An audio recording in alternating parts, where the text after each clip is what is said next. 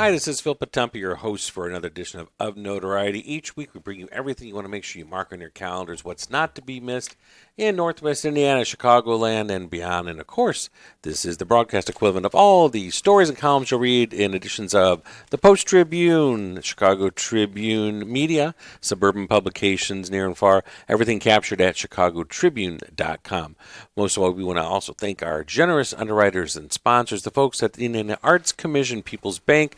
They make it possible for us for the last 7 years to bring you this broadcast to keep you informed of everything you don't want to miss. Some of you have the added advantage of perhaps seeing everything happening in our studios, the Strachan Van Til studios here from Hammond, because of our cameras, and we hope that you are streaming and watching, or maybe even catching us on demand for JED TV, or it could also be the fact that maybe you are somebody that's found us in your social media stream, and so you were strolling through, perusing Facebook, and you caught us this way. We're just so glad you're a part of the conversation. Music is the message of today as we come to you, or our broadcast today on the 8th. This is being broadcast live if you're tuned into the dial on Thursday, February the 8th. Could be a rebroadcast. We're telling you all about a great concert opportunity happening at the Theater for the Center, at the Center for Visual and Performing Arts, 1040 Ridge Road. The Neverly Brothers return in concert one night only, Saturday, February the 10th. Fantastic opportunities for memory lane of music. That's why on our desk here at the studios, you'll see a number of different vintage radios and stereos. And you'll also, if you've got the camera advantage, you're going to see with us Kevin. Kevin is one of the Neverly Brothers. Kevin, introduce yourself. Kevin Garagosian. I'm the guitar player, harmonica player, one of the lead singers. I actually created the band 20 years ago. And it's nice to be back on your show, Phil. Yeah, Thank you. This is special because we're marking a 20th anniversary landmark. We had you at Center for Visual and Performing Arts about a year or so ago in the spring and February as well. It's a great opportunity for an early Valentine's Day gift. You will not be disappointed. The folks on the dining side of things at that Performing Arts building in the ballroom have created a fantastic pre-concert feast as well. So you can do that through Chef Joe Trama Catering, Chef Hugo. They have that menu set to go. That's a simple call at 219-836-1930, or just call the box office for your tickets at 219-836-3255, or visit us at www.theater.com.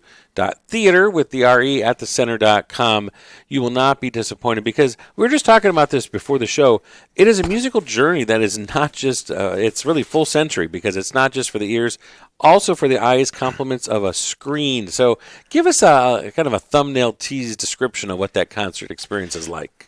Well, for those of you who've never seen our show before, it's basically like a virtual rock and roll history tour. And so when people enter the theater and they sit down and the show starts, we become the band that becomes the tour guide. The people in the seats are the passengers on our virtual tour bus, and we take them on a trip from 1955 to about 1965. We start in America. We stop at different cities with our bus to celebrate the different rock and roll artists in the 50s in America who laid the foundation. We show their origins, their significance, their locations, where they were either born or where they were recorded. And then we finish up that set, and we come back after our intermission and come back dressed now like the British invasion groups of 1964 with the high button jackets and the beetle boots and skinny ties. And our tour takes us to England, where we now go from city to city celebrating those British bands that picked up on the American music by imitating it initially, doing it their own way, bringing it to the masses more so.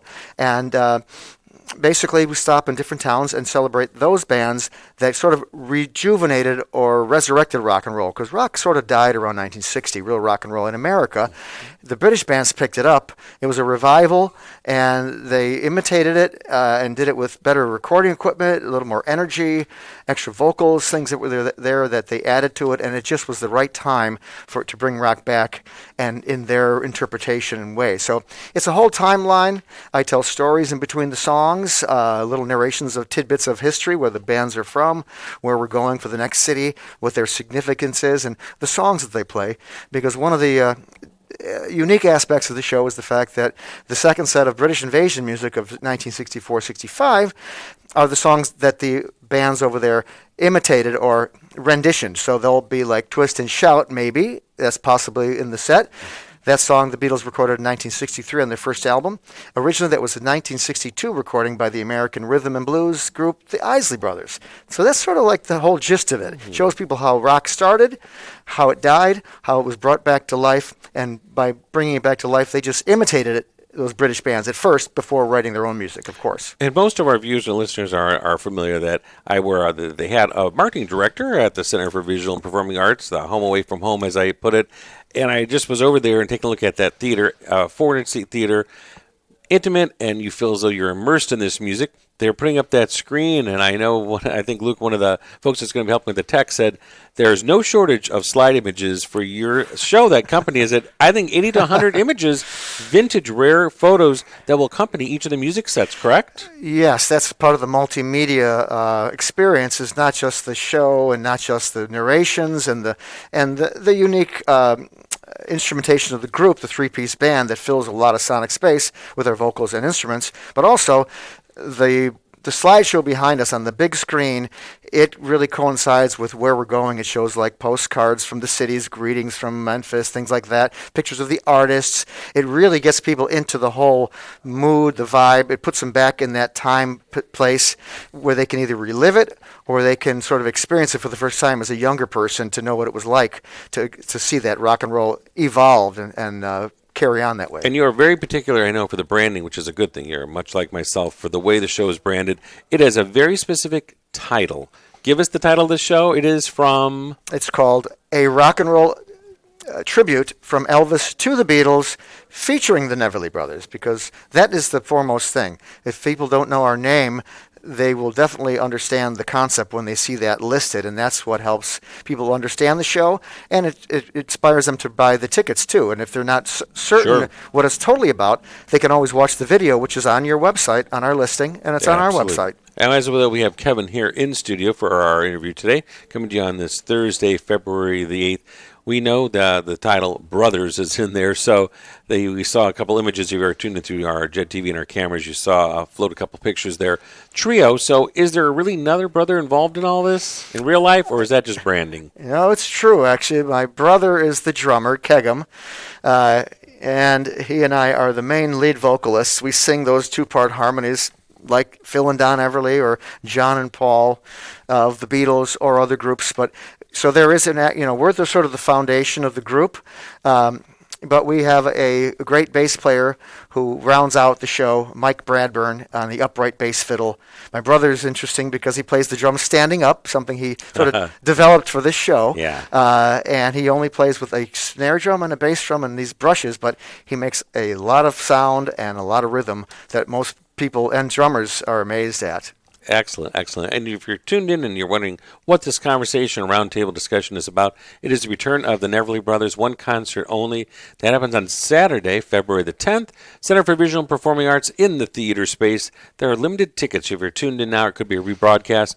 You want to call and get those tickets right away, or you can go online if you want to click and pick your seat yourself. Call in the box office is as easy as 219-836 3255, and there is the pre-dining option as well, which is great.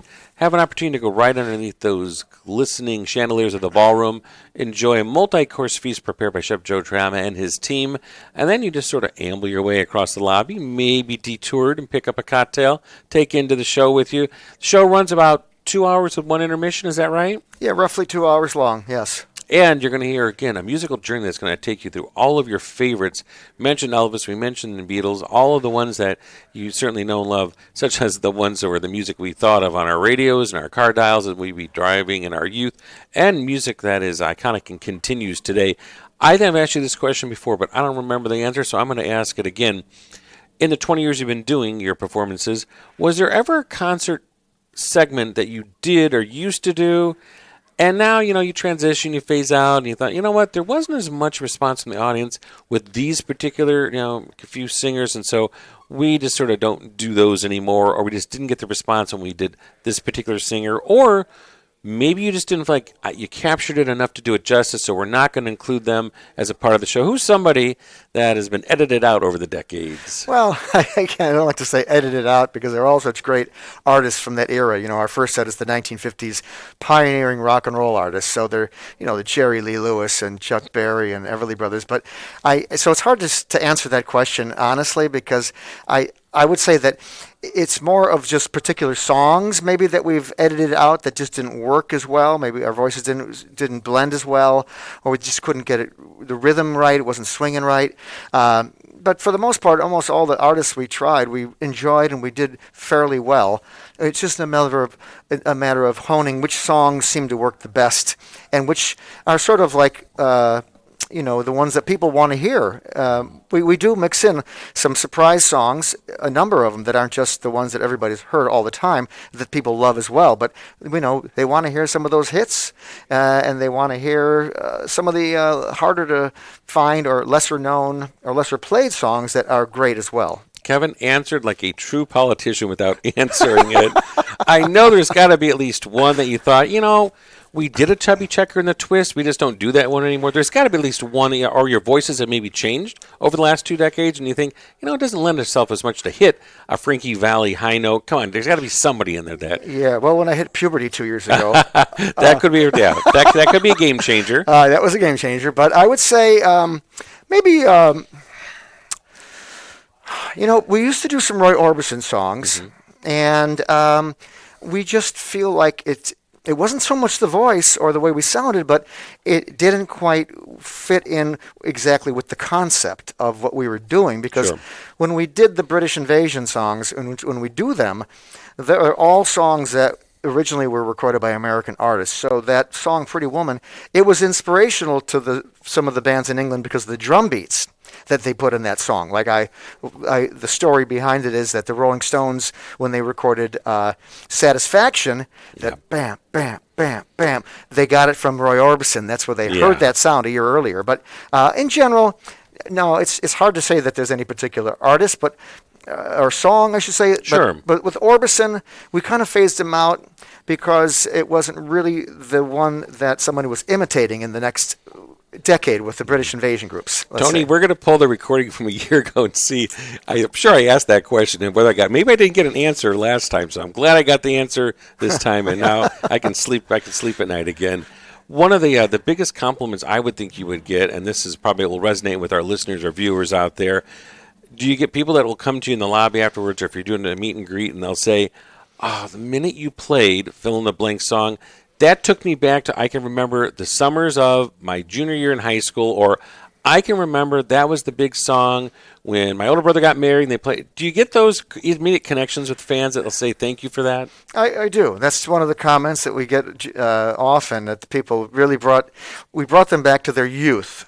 So because a lot of the people that come to our shows lived through some of these eras, either the 50s or the 60s, in their formative years when they loved rock and roll and were raised on it. But yeah, oftentimes people will say that reminded me this year, or that just brought back so many great memories. I feel so good. It made me so elated and happy. You guys, you should be so proud of yourselves for making everybody so pleased and enjoying the show.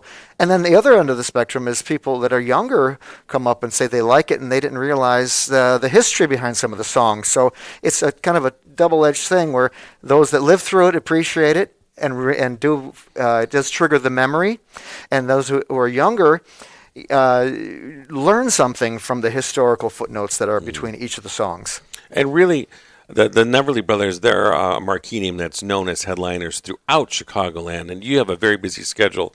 It can include summer events, it can include festivals, has a headlining name for all of these. So I know you've got your own group of followers and fans that will find their way to us if you haven't already done so, because there's not many tickets that remain. Remember, it's this coming Saturday, depending on when this is airing and when you're tuned in.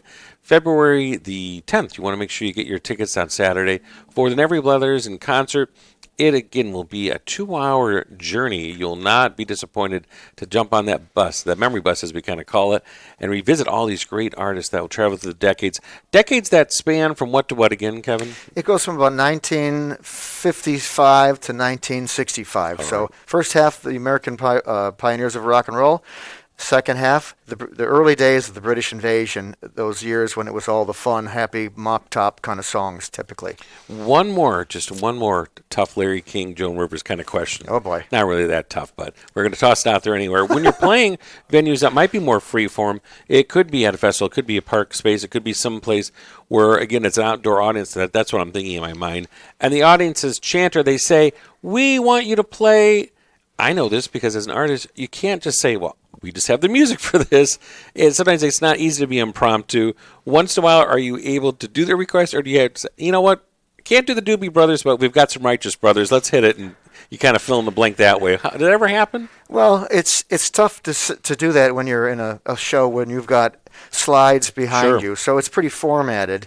In the outdoor shows in the summertime, and the shows are still formatted. We give the people the same type of a show. Maybe we cut back a little bit on the narrations, but because we have a captive audience out there, so they'll request things, but. Related to that, when we're in the lobby afterwards, often people go, you guys put on a great show, but I wish you had played this song. Yeah. I wish you had played that song. And I say, I wish we had time to play all those songs because they're all great songs. Yeah. But that's one of the things people do. They come up to you and say, oh, you can't forget Bill Haley in the comments or some reference to a band and a song. And I say, well, if we had 6 hours, we could do, Yeah, it's a narrative, and you're following the format, and you got to try to fit everything in there. And if you're just tuning in, we're talking again about the Neville Brothers' return to the Center for Visual and Performing Arts, 1040 Ridge Road in Munster Theater at the Center. That's the show that is being hosted Saturday on February the 10th. Kevin, when I've corresponded with him back and forth, by the way, there's a fantastic, wonderful cover story, compliments of our mutual friend Eloise Valdez, columnist and entertainment editor at the Times in Northwest Indiana, covered the arts and entertainment section today for this Thursday, February the 8th. So get a copy of that, and it explains all of it so well, and the conversation continues on those pages as well. Whenever we're chatting back and forth, I always get a kick out of your email, because your email is at courtesy, because this is a whole kind of separate side gig, right? Tell us about Digging Records? Yeah, what is this? Well, no, actually, this is my full-time show. The Digging Records, my email, is the name of my corporation. Gotcha. I set it up in 1995 when I had an original project band, and I set it up as the record company. So it was actually set up as a corporation, as an independent record label, and then eventually that project went to the wayside and didn't happen, didn't come to fruition fully, and I just kept the corporation, and I run all my business for the Neverly Brothers through my company, Digging Records Inc. But the Neverly Brothers is my full-time and my brother's full-time career and job, and that's all we do. I knew there was a side story that was associated with that email. So that is the company. That's the company umbrella. Gotcha. Yes. Very good. Very good. Well, again, we're so pleased that you're going to be a part of Theater Center with our audiences. Few tickets remain. I'd say that, we're down to I mentioned on Facebook our final, I call them lots of tickets, but there's not a bad seat in that house, because it is certainly an immersive experience. The way it is, I say it's almost theater in the three quarters. There's that round, jetting out kind of a drum space that you can be out front, and you really feel close to all the audiences. I had a couple of the helpers bring out and dust off the jukeboxes that we have, real jukeboxes stored downstairs that captured at least 3 of the eras. They'll be lit up and in the background next to that screen. It really is. It's just a great departure at a time when all of these songs capture memories and the great icons. So many who are not with us, today, and we keep losing more and more of our talents. So we're glad you keep that legacy alive, and that's a high compliment when you get a fan that comes and says, that was so spot on, and you really captured the moment. Yeah, we appreciate that, and this is some big milestone. You mentioned 20th anniversary of the theater. Mm-hmm. It's our 20th anniversary tour, and the Theater at the Center is one of our stops and one of our favorite places to go and to work with Phil. And mentioning touring around the Midwest, we actually tour all across the country, usually from the middle of September to the middle of May, which is the typical theater season. So we play all around the country. and as well as in the Midwest and around Chicago at theaters like this one this weekend at Theater Center in Munster. How can folks keep up with you and find schedules, what you're doing next? Is it a Facebook? Is it a website? Is it an email address? How should they find the Neverly Brothers? The best way to do it is to go to our website, which is www.theneverlybrothers.com. And on the homepage, we have our sign up. You can just fill in your email and click a button, and then you will be on our email list. And we send out an email every week with a few weeks' worth of shows. And we also post them on the website on our calendar page. There's a calendar page. And also we have our Facebook page. But the best way, if you want to get notifications regularly, go to the website and sign up on our homepage where it says sign on the mailing list. Thank you so much for being a part. Again, the time always goes so quick.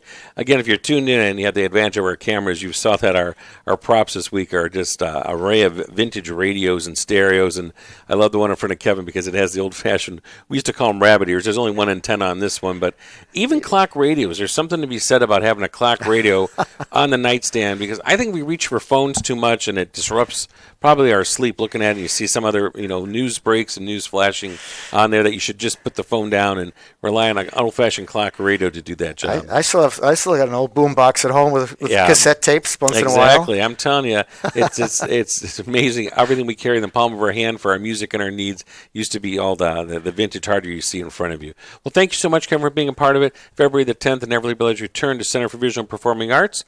Thank you for our listeners and our viewers for being a part of our conversation. As always, conversation continues in the pages of the Post-Tribune with my columns and stories and at chicagotribune.com. If you're tuned in live, stay tuned to the top of the hour. Regional Rush Hour will get you through your afternoon drive for traffic, weather, and all the latest buzz everybody's talking about with your hosts, Sonny Santana and Rob Aguirre. Otherwise, I'm your host, Phil Potempa. I will see you again next week.